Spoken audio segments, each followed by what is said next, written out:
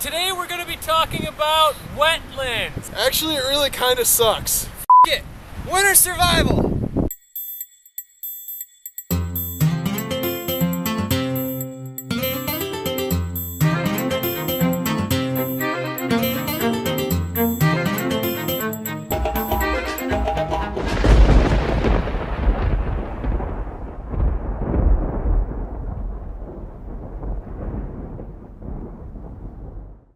Why the f did we climb out that far? Yeah. Oh no.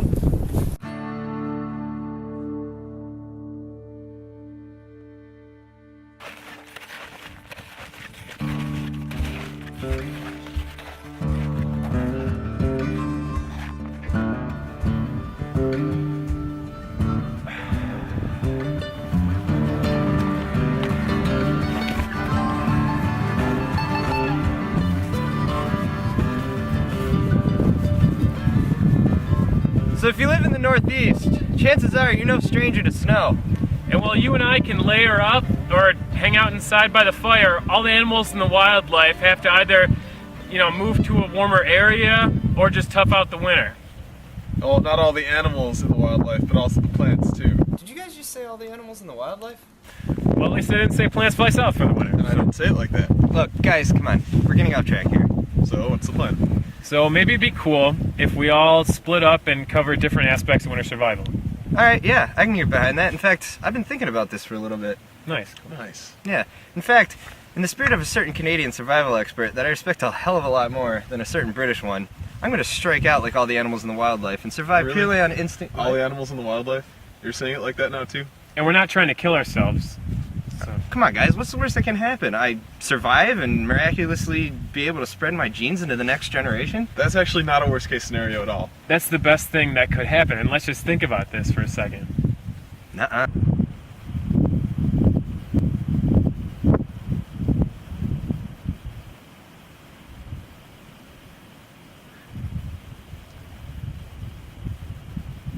He'll be okay, right?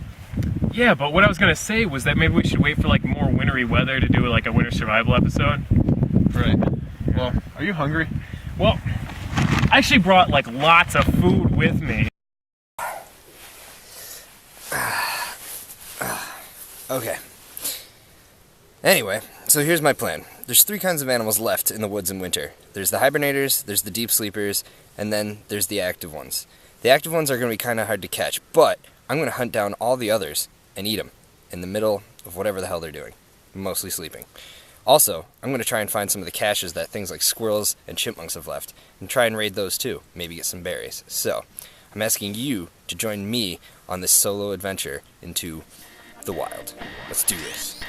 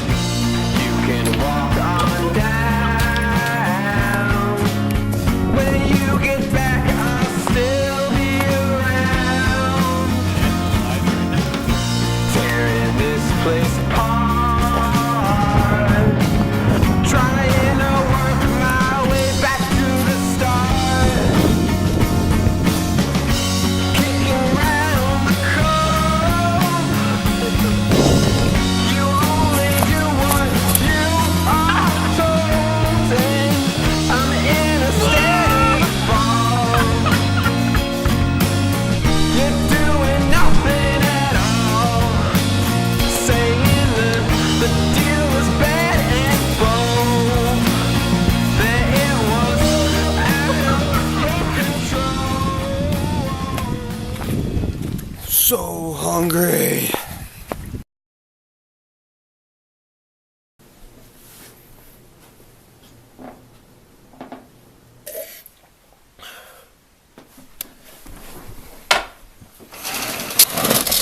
It snowed. And there's a Junko! That's fantastic. Oh, I just got nabbed by a Cooper's hawk! Holy shit! I know, right? It's awesome to watch these guys fly through the canopy. Well, they're one of nature's most skillful flyers. They're also unwanted guests at bird feeders. For obvious reasons.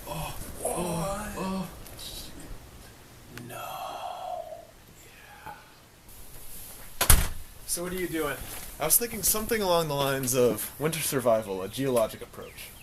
I guess it makes sense because you're a geologist, but what do rocks have to do with winter survival?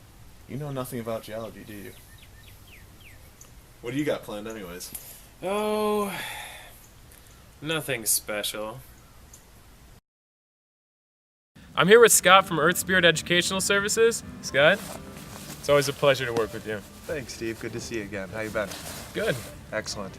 You're looking a little bit more gruff than the last time I saw you, Mr. Kringle. Well, why don't you tell us about Earth Spirit Educational Services a little bit? Sure. Earth Spirit is an environmental ed organization that's been alive and kicking in Western New York for about 30 years. Annually, we see approximately 20,000 people, whether it's youth or community-based organizations, working with adults, running expeditions. That's really the big picture for Earth Spirit, the seasonal shifting aspect. So for us, every week and every month kind of has a new theme. But we're always dreaming and scheming, and I'll tell you what, Steve, on a day like today when we've got a little bit of snow cover, I feel very fortunate because it gives you and I a chance to go out into the woods and take a look at the world of wildlife a little more closely. I am so hungry. It's been about a week now, and I haven't found shit. This is not good.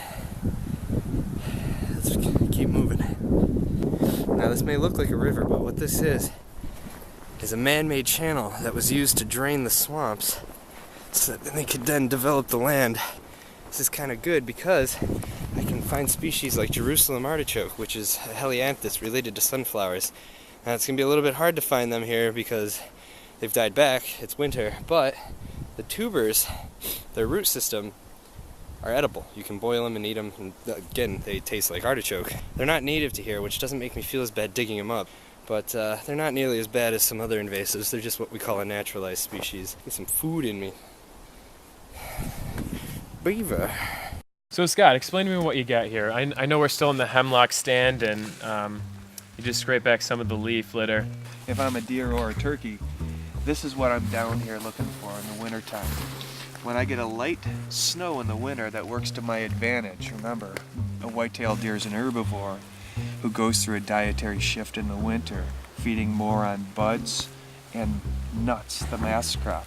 Now, once this is scraped back like this, if a deer comes in and literally scrapes, the next move is, this is an open forage ground here for the turkey. So what you're doing now is you're trying to attract turkeys over to us for some reason? No, not trying to attract turkeys.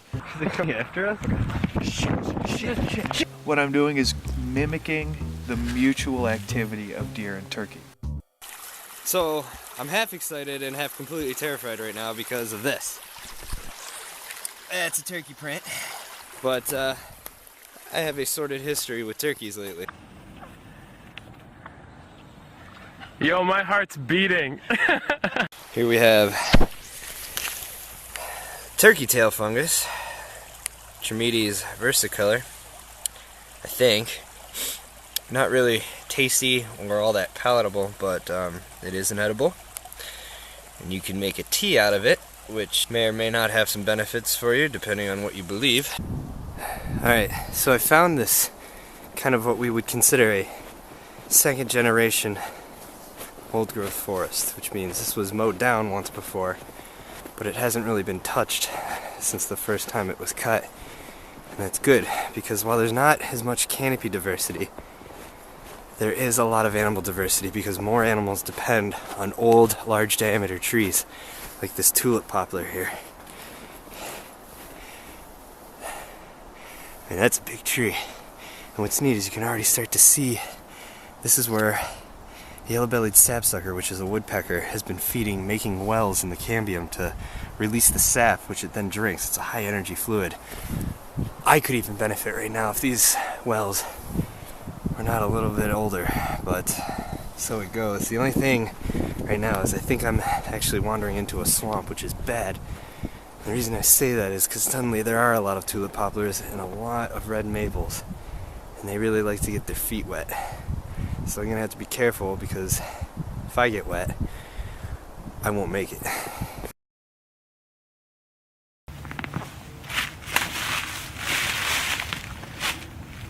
So these are rocks, and